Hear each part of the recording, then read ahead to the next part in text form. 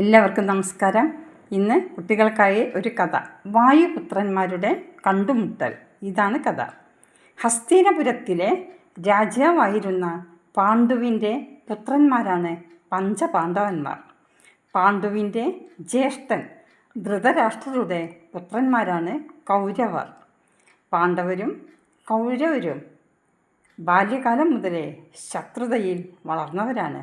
ആ ശത്രുത കുരുക്ഷേത്ര യുദ്ധത്തിലേക്ക് അവരെ ചെന്നെത്തി. ഇന്ദ്രപ്രസ്ഥത്തിലെ യുവരാജാവായിരുന്ന യുധിഷ്ഠിരനെ കള്ളച്ചൂതിൽ തോൽപ്പിച്ച് അദ്ദേഹത്തിൻ്റെ രാജ്യവും സമ്പത്തും എല്ലാം കൗരവർ കൈക്കലാക്കി. യുധിഷ്ഠിരൻ പഞ്ചപാണ്ഡവരിലെ ഒന്നാമനാണ്. പാണ്ഡവർക്കുള്ളതെല്ലാം തട്ടിയെടുത്തും അവരെ വെറുതെ വിടാതെ പിന്തുടർന്നു. 12 വർഷം വനവാസത്തിനും 1 വർഷം അജ്ഞാതവാസത്തിനും പാണ്ഡവരെ ശിക്ഷിക്കുകയും ചെയ്തു. പാണ്ഡവർ കൽപ്പനയനുസരിച്ച് വനവാസയാത്ര ആരംഭിച്ചു. പല സ്ഥലങ്ങളിലും യാത്ര ചെയ്തു. അവർ ബദര്യാശ്രമത്തിൽ എത്തിച്ചേർന്നു. വളരെ മനോഹരമായ സ്ഥലം. പ്രകൃതി ഭംഗി മാത്രമല്ല, അവിടുത്തെ ഓരോ വസ്തുവും വിശേഷപ്പെട്ടതായിരുന്നു. മറ്റൊരിടത്തും നമ്മൾ കണ്ടിട്ടില്ലാത്ത അത്രയും സൗന്ദര്യമായിരുന്നു അവിടെ. ഒരു ദിവസം പഞ്ചപാണ്ഡവന്മാരുടെ പത്നിയായ ദ്രൗപദി ഈ പ്രകൃതി ഭംഗി ആസ്വദിച്ചുകൊണ്ട് നിൽക്കെ പെട്ടെന്ന് ഒരു പുഷ്പം അവളുടെ മുമ്പിൽ വന്നു വീണു. നല്ല ഭംഗിയും സുഗന്ധവുമുള്ള പുഷ്പം.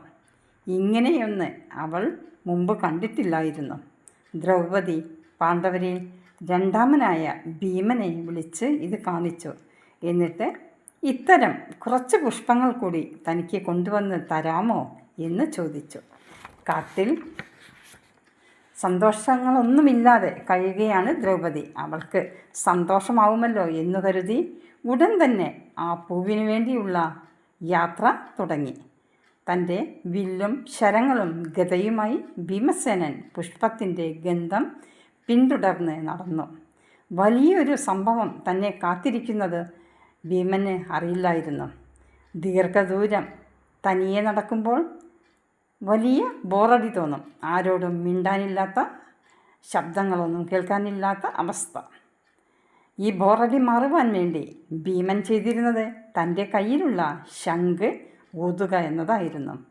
ശംഖനാദം കേട്ട് മൃഗങ്ങളൊക്കെ പരിഭ്രാന്തരായി. അപ്പോൾ ആകെ ഒരു ഉണർവും വരും. തനിയെ അല്ലെന്നുള്ള തോന്നലും ഉണ്ടാകും. അപ്പോൾ അങ്ങനെ നടന്നു. ഗദപ്രയോഗവും ഇതിലിടയ്ക്ക് നടത്തും. അങ്ങനെ ശംഖ് ഊതി ഭീമൻ പിന്നെയും മുമ്പോട്ട് പോയി. ഒരു വനത്തിലാണ് ചെന്ന് പെട്ടത്. ഗന്ധമാദന പർവ്വതത്തിലുള്ള കദളി വനത്തിലാണ് എത്തിപ്പെട്ടത്. ആ കദളി വനത്തിലാണ് രാമായണത്തിലെ സുപ്രധാന കഥാപാത്രമായ ഹനുമാൻ താമസിച്ചിരുന്നത്. ഭീമൻ്റെ ശംഖുവിളി സമാധിയിലിരുന്ന ഹനുമാനെ ഉണർത്തി. തൻ്റെ സമാധിക്ക് ഭംഗം വന്നതിലുള്ള ദേഷ്യം ഹനുമാൻ്റെ വാൾ കുടഞ്ഞ് നിലത്തടിച്ച് കാണിച്ചു.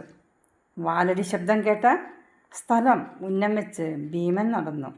തൻ്റെ ശംഖുധ്വനി പിടിക്കാതെ തന്നെ വെല്ലുവിളിച്ചതായിരിക്കാം, അതാണ് ഈ പ്രവൃത്തിയെന്ന് ഭീമന് തോന്നി. എന്നാൽ ഹനുമാൻ അറിയാമായിരുന്നു ആ ശംഖുധ്വനിയോടെ വരുന്നത് തൻ്റെ സഹോദരനാണെന്ന്. മാർഗം തടഞ്ഞ് ഭീമൻ്റെ അഹങ്കാരം കളയണം, എന്നിട്ട് ഉപദേശം കൊടുക്കണം എന്ന് ഹനുമാൻ തീരുമാനിച്ചു. ഭീമൻ വലിയ പാറയുടെ മുകളിൽ ചെന്നെത്തി. അവിടെ ഒരു കുരങ്ങിനെ കണ്ടു. കുരങ്ങനെന്ന് പറഞ്ഞാൽ ഭീമാകാരമായ ഒരു കുരങ്ങ്. ഇതുപോലൊന്നിനെ ഭീമൻ ആദ്യമായിയാണ് കാണുന്നത്. ഭീമൻ കുരങ്ങിൻ്റെ അടുത്തേക്ക് ചെന്നു. ശബ്ദം കേട്ട് കണ്ണു ചിമ്മി കുരങ്ങൻ ഭീമനെ നോക്കി. എന്തിനാണ് ഇത്ര വലിയ ശബ്ദമുണ്ടാക്കുന്നത്? ഇവിടെ അറിയാത്ത പരിചിതമില്ലാത്ത ആളാണോ? എവിടെ നിന്ന് വരുന്നു? അങ്ങാരാണ് ഇങ്ങനെ ചോദിച്ചു. ഇവിടേക്ക് വന്നത് ശരി, ഇവിടുന്ന് അപ്പുറത്തേക്ക് പ്രവേശിക്കാൻ പാടില്ല. കായ്കനികൾ ഭക്ഷിച്ച് അല്പം വിശ്രമിച്ച് തിരിച്ചു പോയിക്കൊള്ളുക. കുരങ്ങൻ്റെ സംസാരം ഭീമന് വിചിത്രമായി തോന്നി. മനുഷ്യരെ പോലെ സംസാരിക്കുന്നല്ലോ ഈ കുരങ്ങ്. എല്ലാം അത്ഭുതം തോന്നിയ ഭീമൻ പറഞ്ഞു, അങ്ങൊരു സാധാരണ കുരങ്ങനല്ല. ആരാണെന്നറിഞ്ഞാൽ കൊള്ളാം. കുരങ്ങൻ്റെ രൂപം പൂണ്ട ദേവനാണോ താങ്കൾ എന്ന് ഭീമൻ ചോദിച്ചു. പിന്നെ സ്വയം പരിചയപ്പെടുത്തി. ഞാൻ വായുപുത്രനാണ്, കുന്തിയാണ് അമ്മ, പാണ്ഡവരിൽ ഒരാളാണ് ഞാൻ, പേര് ഭീമസേനൻ. ഹനുമാൻ പേടിച്ചോട്ടെ എന്നു കരുതിയാണ് താമസിയാതെ ഇന്ദ്രലോകത്ത് നിന്നും ഭൂമിയിലേക്ക് ഇറങ്ങുന്ന അർജുനൻ്റെ കാര്യവും പറഞ്ഞു. എല്ലാം കേട്ട് കുരങ്ങൻ പുരിഞ്ചിരിച്ചതേയുള്ളൂ. ഉപദേശരൂപന് ഭീമനോട് തിരിച്ചു പോകാനും പറഞ്ഞു. ഭീമന് ദേഷ്യം വന്നു. മുമ്പോട്ട് പോകാൻ വഴിയിൽ നിന്ന് മാറിക്കിടക്കാൻ ഗർജിച്ചു. കുരങ്ങൻ സൗമ്യത വിട്ടില്ല. പ്രായാധിക്യം കൊണ്ട് അനങ്ങാൻ വയ്യെന്നും മുൻപോട്ട് പോകണമെങ്കിൽ തന്നെ ചാടിക്കടന്ന് പോകാനും നിർദ്ദേശിച്ചു. എന്നാൽ ഭീമൻ്റെ സംസ്കാരം അതിന് അനുവദിച്ചില്ല. തന്നേക്കാൾ മൂത്തവരെ ബഹുമാനിക്കണം, അപ്പോൾ അവരെ ചാടിക്കടക്കുവാൻ പാടില്ല. ദേഷ്യം മൂത്തപ്പോൾ ഭീമൻ പറഞ്ഞു, ചാടിക്കടക്കുന്നത് മൂത്തവരോടുള്ള ബഹുമാനക്കുറവാകും. അങ്ങ് നിർബന്ധിക്കുകയാണെങ്കിൽ മഹാനായ ഹനുമാൻ സമുദ്രം ചാടിക്കടന്ന പോലെ എനിക്ക് അങ്ങയെ ചാടിക്കടക്കേണ്ടി വരും. അപ്പോഴും കുരങ്ങൻ വിട്ടില്ല. ആരാണ് ഈ ഹനുമാൻ എന്ന് ചോദിച്ചു. കുരങ്ങന്മാരിൽ വെച്ച് ശ്രേഷ്ഠനായ ഹനുമാനെ കുരങ്ങന്മാർക്ക് അറിയില്ലേ എന്ന് ഹനുമാനും ചോദിച്ചു. ഹനുമാൻ തൻ്റെ ജ്യേഷ്ഠനാണ്. അദ്ദേഹം മഹാവിദ്വാനാണ്. ശ്രീരാമദൗത്യത്തിന് അനവധി അത്ഭുതങ്ങൾ അദ്ദേഹം നടത്തിയിട്ടുണ്ട്. അദ്ദേഹത്തിൻ്റെ മുമ്പിൽ ഞാൻ വെറും അശു ആണ്. ദയവായി വഴി മാറൂ. അത് ചെയ്തില്ലെങ്കിൽ എനിക്കെൻ്റെ ശക്തി പ്രയോഗിക്കേണ്ടി വരും. ഭീമൻ്റെ അക്ഷമ കണ്ട് ഹനുമാൻ പുഞ്ചിരിയോടെ കിടന്നു. അനങ്ങാൻ വയ്യാത്ത തൻ്റെ വഴി മുടക്കി നീണ്ടു കിടക്കുന്ന വാലിനെ എടുത്തുമാറ്റി തടസ്സം തീർത്ത് പൊയ്ക്കൊള്ളുവാൻ അനുവദിച്ചു. ഭീമന് കുരങ്ങനോട് സഹതാപം തോന്നി. ഒരു ചിരിയോടെ, ഈ വാൽ എടുത്തു മാറ്റിയിടുക, അത്ര വലിയ കാര്യമാണോ എന്ന മട്ടിൽ ഭീമൻ തൻ്റെ ഇടത് കൈകൊണ്ട് വാൽ പൊക്കാൻ ശ്രമിച്ചു. എന്നാൽ കുരങ്ങൻ്റെ വാൽ അനങ്ങിയതേയില്ല. വീണ്ടും തൻ്റെ 2 കൈകളെ കൊണ്ടും ആ വാൽ പൊക്കി നോക്കി. എന്നിട്ടും ഒന്നും സംഭവിച്ചില്ല. ഭീമന് അത്ഭുതമായി. വീണ്ടും വീണ്ടും ശ്രമം തുടർന്നു. പക്ഷേ കിടന്നിടത്തു നിന്നും വാൽ ഒന്നനക്കാൻ പോലും ഭീമനായില്ല. കുരങ്ങൻ പുഞ്ചിരിയോടെ എല്ലാം നോക്കിക്കണ്ട് കിടക്കുകയായിരുന്നു. ഒടുവിൽ ഭീമന് തോൽവി സമ്മതിക്കേണ്ടി വന്നു. ഭീമൻ കുരങ്ങനെ സാഷ്ടാംഗം നമസ്കരിച്ച് തൻ്റെ തെറ്റുകൾക്ക് മാപ്പ് ചോദിച്ചു. ഞാൻ വായുപുത്രനാണ്, എൻ്റെ പേര് ഹനുമാൻ എന്നാണ്.